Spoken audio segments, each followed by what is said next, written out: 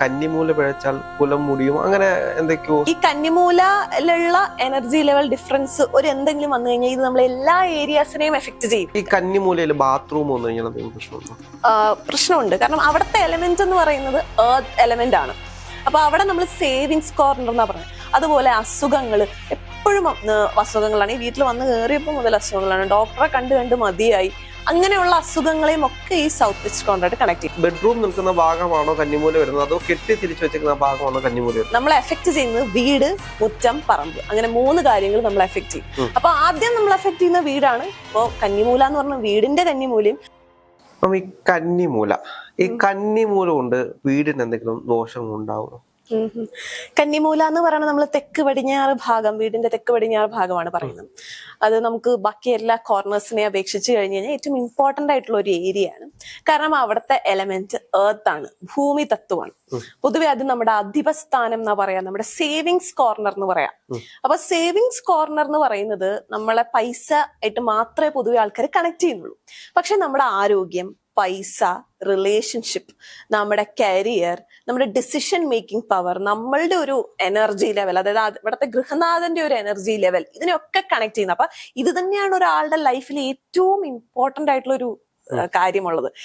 ഈ സേവിങ്സ് നമ്മൾ ഒറ്റ വാക്കിൽ പറയുമ്പോഴും നമ്മുടെ ലൈഫിനെ എഫക്ട് ചെയ്യുന്നത്, നമുക്ക് ലൈഫിൽ സന്തോഷം കൊണ്ടുതരുന്ന ഒത്തിരി ഏരിയാസിനെ എഫക്ട് ചെയ്യും. പക്ഷെ ഈ പഴമക്കാര് പറയുന്നത് കന്നിമൂല പിഴച്ചാൽ കുലം മുടിയും അങ്ങനെ എന്തൊക്കെയോ സംസാരം.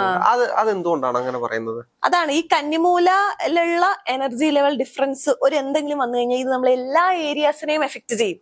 ബാക്കി ഓരോ സ്പേസും നമുക്ക് അങ്ങനെയെന്ന് പറയാൻ പറ്റില്ല. അതുകൊണ്ടാണ് ഇതിന് ഇത്രയും ഒരു പ്രാധാന്യം ഉള്ളത്. ഈ കന്നിമൂലയിൽ ബാത്റൂം വന്നു കഴിഞ്ഞാൽ എന്തെങ്കിലും പ്രശ്നമുണ്ടോ? പ്രശ്നമുണ്ട്. കാരണം അവിടുത്തെ എലമെന്റ് എന്ന് പറയുന്നത് എർത്ത് എലമെന്റ് ആണ്.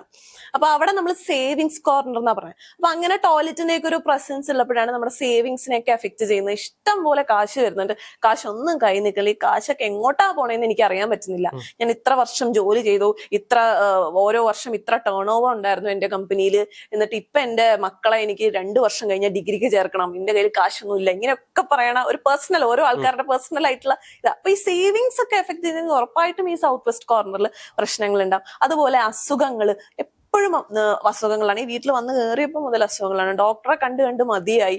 അങ്ങനെയുള്ള അസുഖങ്ങളെയും ഒക്കെ ഈ സൗത്ത് വെസ്റ്റ് കോർണറായിട്ട് കണക്ട് ചെയ്യും. അപ്പോൾ ഒത്തിരി ഏരിയാസിനെ എഫക്ട് ചെയ്യുന്നതുകൊണ്ടാണ് നമ്മൾ ഈ സൗത്ത് വെസ്റ്റിനെ വളരെ ശ്രദ്ധിക്കുന്നത്. ഈ കന്നിമൂല എന്ന് പറയുന്ന ആ കറക്റ്റ് ആ ഒരു പോയിന്റ്, ആ മൂല വരുന്ന ആ പോയിന്റ് തന്നെയാണോ, അതോ ആ ഒരു ഭാഗം മൊത്തത്തിലാണോ കന്നിമൂല? എനിക്ക് പണ്ട് തൊട്ടുള്ള സംശയമാണ്. ഇപ്പം കന്നിമൂല എന്ന് പറയുമ്പോൾ വീട്ടിൽ തന്നെ നമുക്ക് ഒരു ചിലപ്പോൾ പല മൂലകൾ കാണില്ലേ? അപ്പം അതെങ്ങനെയാണ് കാൽക്കുലേറ്റ് ചെയ്യുന്നത് ഇപ്പോഴും എനിക്കറിയില്ല. മൂല എന്ന് പറയുന്നത് കോർണർ ആണ്. അപ്പൊ നമ്മുടെ കറക്റ്റ് ആയിട്ട് നമ്മുടെ സൗത്ത് വെസ്റ്റ് കോർണർ വരുന്ന ഭാഗം തന്നെയാണ് കന്നിമൂല എന്ന് പറയുന്നത്. അപ്പോ ചില വീടുകളിൽ ഇത് കോർണർ ആയിട്ട് ഉണ്ടാവില്ല. അതായത് എല്ലാ വീടുകളും 0-90 ഓറിയന്റേഷൻ ഉണ്ടാവില്ല. അങ്ങനെയുള്ള വീടുകൾ നമ്മൾ വിദിശ എന്ന് പറയാം.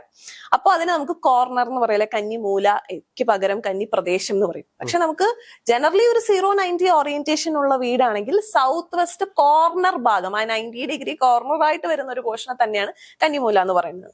ഇപ്പൊ എന്റെ വീടിനെ സംബന്ധിച്ച് അവിടെയാണ് അച്ഛനും അമ്മയും കിടക്കുന്ന റൂം വരുന്നത്.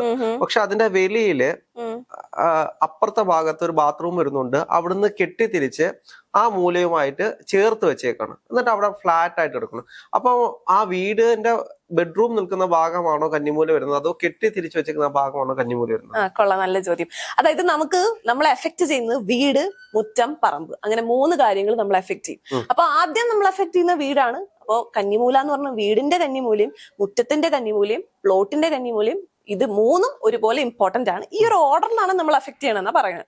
അപ്പൊ വീടിന്റെ കന്നിമൂലയൊന്നും കുഴപ്പമില്ല, പക്ഷെ നമ്മുടെ പ്ലോട്ടിൽ പ്രശ്നങ്ങൾ ഉണ്ട് എങ്കിലും അത് നമ്മൾ ഉറപ്പായിട്ടും എഫക്ട് ചെയ്യും. അപ്പൊ ചിലപ്പോൾ നമുക്ക് ഒരു രീതിയിലും അതിന് കറക്ഷൻ കൊടുക്കാൻ പറ്റാത്ത സാഹചര്യത്തിലാണ് നമ്മളൊരു റെമഡി ആയിട്ടാണ് ഇതുപോലെ മുറ്റം കെട്ടിത്തിരിക്കുക. മുറ്റം കെട്ടിത്തിരിച്ചത് ഞാൻ തന്നെയാണ്. ഞാൻ കോവിഡ് സമയത്ത് വെറുതെ ഇരിക്കല്ലേ, അവസാനം ഞാൻ വീട്ടില് കുളം കുഴിച്ച്. ഏത് ഭാഗത്ത്? ആ കന്നിമൂല ഭാഗത്ത്. അവിടെ ഒരു കുളം കുഴിച്ചിട്ട് ഞാൻ സിമെന്റ് ഇട്ട് കെട്ടി പൊക്കിയിട്ട് ചുമ്മാ രസത്തിന് കെട്ടിയാണ്. പിന്നെ അതിനകത്ത് ഞാൻ മീനെ കൊണ്ടിട്ട് അങ്ങനെ വളർത്തി.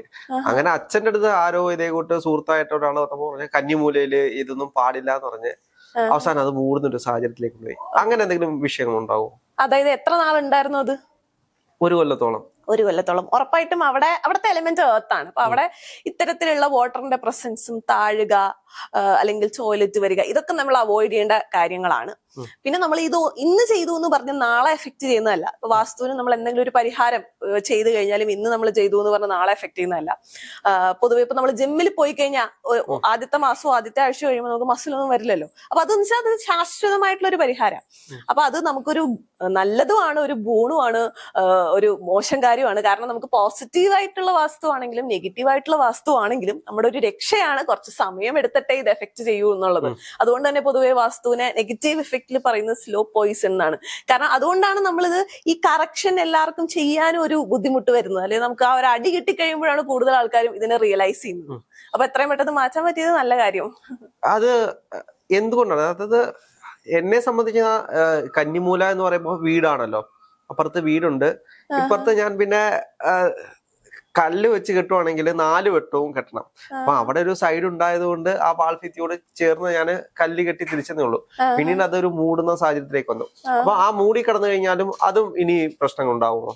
ഇല്ല, അതവിടെ നമ്മൾ ആ കുളം ഉണ്ടായതാണ് പ്രശ്നം. അതിന് നമ്മൾ ഫില്ല് ചെയ്ത് കഴിഞ്ഞാൽ അത് പ്രശ്നമൊന്നുമില്ല. അല്ല, മണ്ണിട്ട് മൂടി ആ ഒരു ബേസ്മെന്റിന്റെ ലെവൽ വരെ വന്നു.